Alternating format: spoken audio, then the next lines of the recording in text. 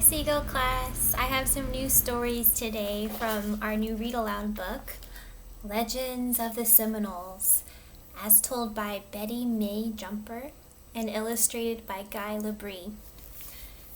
Now these are short stories, so for today I think we'll be able to read 3 different stories. The first 2 are pretty short and then the third one's a little bit longer. This first one is called Box Turtles. Here's the painting.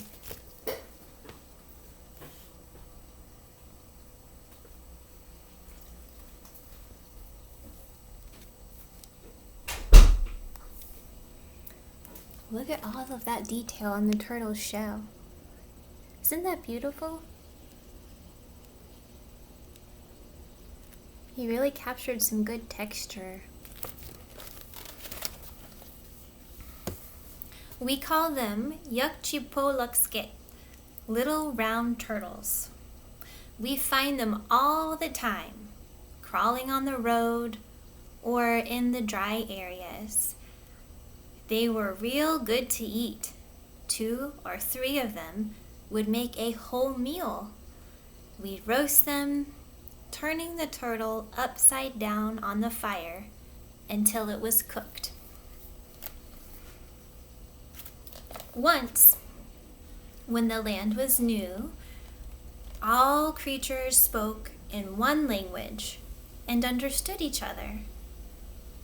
In the village, when a cow was killed, anyone who wished to get a piece of meat could do so, for the meat was shared by all. On the hillside lived a family of box turtles. The old mother turtle heard about the beef, so she told the father to go and get a small piece of meat so that they could all get a taste of it. Away went the father turtle to the place where the cow was being cleaned. All there greeted the father turtle, and he sat beside those who were waiting for the meat.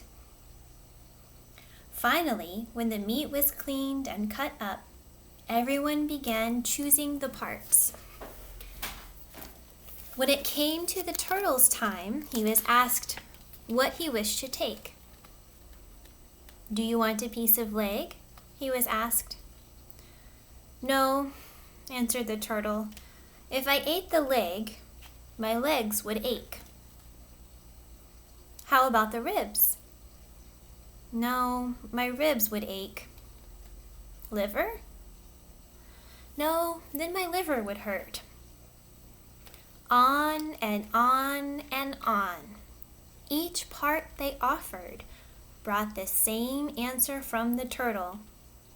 He would hurt if he ate that part. So they said, "Away with you!" and they all left with all the meat that had been divided. After everyone was gone, the father turtle opened his eyes and saw that they had left the blood clot lying around. So he gathered the blood clot and took it home. When Mother Turtle opened the package and saw what was in it, she got so mad that she threw it all into the father turtle's eyes. And that is why all turtles have bloodshot eyes today. You can see that in the picture, in the painting too. Have you ever been close enough to a turtle to see that? Usually when I get close, they go back into their shell. But maybe next time if I'm really quiet, I'll be able to see what their eyes look like. So that one was not a lesson for children, but it was just an explanation type of myth or legend. I like those too. This next one is called Coon, and it's about a raccoon. I always thought raccoons looked very cute, but I know that they often carry diseases because of what they eat. So even though I want to run towards one when I see it to cuddle with it, I know it doesn't want to be cuddled, so I don't do that.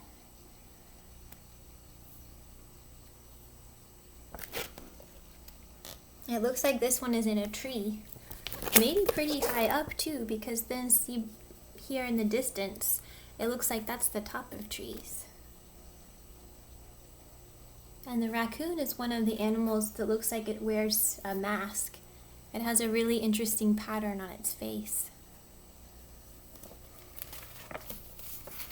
So this story is called Coon. The raccoon meant business to the Seminoles. They would sell and trade the hides for food and other supplies. I had a little raccoon pet when I was a girl, and it would follow me everywhere. She was living my dream to have a little pet raccoon. One late afternoon, an Indian hunter was sitting by the fire, cooking his dinner meal. As he finished eating, the Indian hunter heard noises coming from a far distance. The voice seemed to be saying, "Round and round lay my barrel. Round and round lay my barrel. When I get there, I will drink it." The hunter was thirsty, and he thought to himself, "A barrel of drink would be great. Why not?" The voice was moving nearby, passing behind a cypress tree and into the sawgrass. The hunter arose and began to follow the voice. He stayed behind so that he wouldn't be seen. The voice was moving fast, but the hunter was able to keep in step with the sound. The voice moved such a great distance that the hunter began to grow tired. Finally, however, the voice quieted down and the hunter moved closer. He peered through the brush and saw a little raccoon washing his paws and face in the cool waters of a little brook. The coon bowed down to take a deep drink and then stood on his hind legs and looked around. Then he sang again, "Round and round, black stripe on my tail. I will lay on it after I drink and get home." What the coon meant was that when he got home from hunting and eating shrimp, he would take a drink from the brook of cool water and climb high up the cypress tree, where he would lie on his tail with the black stripe that went round and round. In the words used by the coon, the barrel sounded like the black stripe went round and round his tail. To the man, hearing at a distance, it sounded like he was saying, "A barrel of drink will be laying there. When I get home, I'll drink it." Oh, the hunter was so mad because he had come a long way, following the voice of the little coon, thinking he was going to get a drink from him. Slowly, disgusted, the Indian hunter went back to his camp. What do you think the lesson is from that story? What can you learn from the hunter's mistake?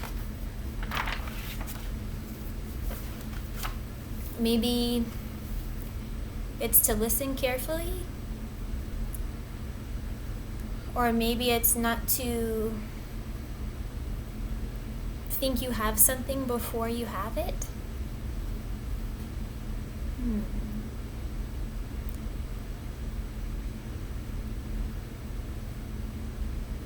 I don't know. Those are the two things I can think of. Can you think of another lesson that we can learn from the hunter's mistake? Let me know if you do. Okay, here's the third story called The Corn Lady. This painting is pretty cool. So you see this woman sitting on a log. Look at her legs. Her legs are made of corn, and she's putting the corn into this little basket. It almost looks scary, but since we know it's just a painting, it's not too scary. And look here, there's a little boy peeping out from behind the tree, watching. I wonder what he's thinking. And then you see this beautiful valley that goes back. The Corn Lady. This is the legend of how the corn came to the tribe. I can remember my grandmother telling us this one at night by the campfire. Sometimes we were under the mosquito net, ready for sleep. Other times we were eating sweet potatoes and roasted oranges. On a cold weather night, those hot oranges were real good. There once was a family living at the edge of the big forest, a wonderful place with swamps full of meat and fish. The family had places to grow vegetables, pumpkins, potatoes, beans, and tomatoes. They also raised pigs and cows. These were happy people with no worries. They had everything. The children could be seen running about everywhere, playing around and swimming in the ponds nearby. But sometimes, when the older children were playing really hard, they would forget to keep an eye on the younger children. One day, an older sister put her baby brother down to play with the little children while she played with the older ones. They played a long, long time, and she forgot about her baby brother. When she finally went to check on him, he could not be found anywhere. She called and called and called his name, but could not find him. The big sister ran home to tell her mother. Soon, all of the women in the village were out looking for him.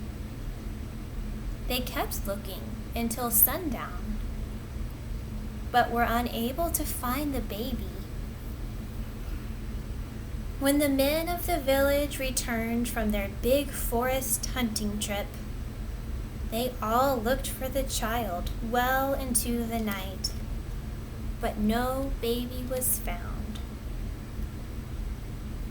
A few days later, the men returned to hunting and fishing. The father of the baby sent for the wise medicine man. Since he lived quite a distance from the village, it took the medicine man 2 days to get to the village at the edge of the big forest. When he finally arrived, he asked everyone to sit down. He told them about the unseen people that lived on small islands deep in the swamps. The medicine man believed that one of these unseen people had picked up the baby and run off with him. He told the village people that they could not find these unseen people. But the wise medicine man believed that the baby was still alive, someplace in the glades. The family was very sad at this news and gave up looking for the baby and all hopes of ever seeing him again. Years went by. The missing boy's family still lived in the same village. The brothers and sisters had grown up, and some were married. Then one day, a strange thing happened out in the jungle in the heart of the Everglades on a little island. No one had ever been there before, nor had anyone ever seen the place. On the island was a beautiful camp with 3 chickies, one for the campfire, one for sleeping, and one for eating. An old witch lived there, and she had a young boy living with her. Every day she would prepare corn soffkee and vegetables for the boy. He soon grew to be a strong teenager. The old witch was so ugly that it made you wonder where she came from. But her love for the boy was great, and she raised him well. She knew that someday she would have to tell him the truth about himself. This made her very sad, because she knew this day was very near. The boy noticed that the chickies were old and falling apart, and often asked why he was not allowed to repair them. The witch would never give him a reason. The boy questioned where she got the corn that she prepared for him, but she would never tell him. All he knew was there was always plenty of corn to eat. The day came when the boy decided it was time for him to follow the old witch. She would always get up very early, check to make sure that the boy was asleep, and then pick up her basket and walk towards the swamps. Well, one day, the boy pretended to be asleep until she had gone, and then he followed her. She walked quite a distance to a cool running stream where she stepped in and scrubbed her legs until they were very clean. A little further away, she sat on a log and dried her legs and started rubbing them from the knees to the ankles until beautiful yellow corn fell and filled her basket. She continued doing this until her basket was full. On the way back, she stopped and filled up another basket with white sand. The boy was watching her all this time. He ran back in front of her and quickly jumped in his bed and pretended to be asleep when she returned. She built a fire and parched the corn in the sand in an iron pot.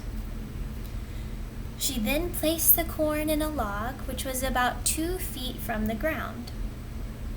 The log was about 7 feet long and 12 inches around. She pounded it up and down until it was ground into cornmeal. When the breakfast was ready, the old witch called the boy to come eat. But he refused. The old witch went to where he lay and said, "You know, don't you?" The boy didn't answer, and she asked again. Finally, he told her that he had followed her that morning and saw everything. "I knew this day would come," the old woman told the boy. She began to cry. "Yes, my son, You have given me much happiness all these years. But now it is time that you return to your people." She then told him the story of how she had taken him years ago when he was just a baby. She gave him the name of his family, and she told him where they lived. She also told him it would take at least 2.5 days to reach home. She then gave him the necklace that he was wearing at the time that she stole him away. "I am an old woman, and my time is drawing near," she told him. "You must do as I say. Leave, and don't turn or look back. Just keep going. Tonight, when the sun goes down, you must go to bed and sleep. When you wake up past midnight, you must get up and get ready to go. Go east toward the sun and go past 2 big forests on the other side of the big lake. This is where your people live, and you will find them there. Now, sleep, my boy. You have a lot of walking to do. When you get up, pick up the fire and throw it all over the chickies and run. Follow the trail we have walked many times and go. Run, run, run. Don't cry. We have had many wonderful years together, and I have enjoyed seeing you grow into a fine boy. Get yourself a pretty girl and marry among your own people." Somehow the boy knew that she meant well for him. She had been so good to him and taught him everything he knew, including how to hunt. Past midnight, the boy got up with sadness in his heart, but he did as the old woman had requested. He threw the fire on the chickies and started running. He ran until he was very tired and started walking. He walked all through the night. At daybreak, he passed the first big forest and continued walking until that evening, nearing the second big forest. He was very tired and wanted to rest because he knew he was near his village. He wanted to be rested before he saw his people. The boy found a large oak tree and climbed up about midway to a large branch that looked like a saddle. He could sleep here without falling out of the tree. He awoke at sunrise with the birds singing all around. Feeling hungry, he climbed down from the tree to look for berries to eat. After eating the berries, he found fresh water to drink. He continued walking until he reached the big lake that the old woman told him about. The men from the village were on their way, hunting, and he quickly jumped out of sight as he didn't want to meet them yet. He knew the village was very near. The boy continued walking until he saw many chickies. He climbed up in a large tree and watched the people until almost sundown. He wondered what he would say to the people about where he had lived for the past years. After a while, he climbed down from the tree and started walking to the edge of the village. The children saw him and started yelling, new man, visitor." The older men of the village came out to shake his hand and talk to him.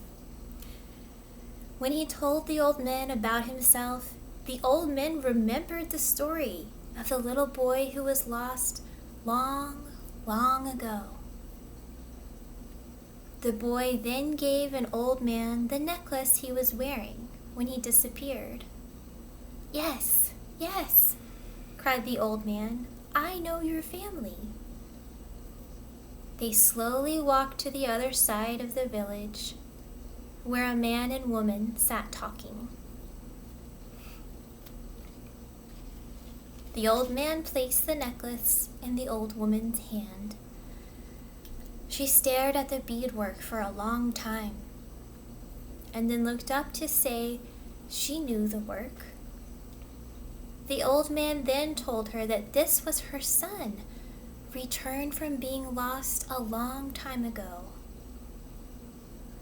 The story was told over and over to everyone that joined the happy family around the campfire. They sat and listened all night to the boy's stories. After many months, the village men decided to go and see where the boy was raised. They left early one morning and were gone for about a week. When they returned, they told of finding the place where the boy was raised. Only now it was a patch of beautiful green corn that stretched all over the island. Soon everyone went to see the corn, which was so yellow and pretty. The men gathered all the corn they could carry and took it back to the village with them. They saved the seeds and planted them year after year.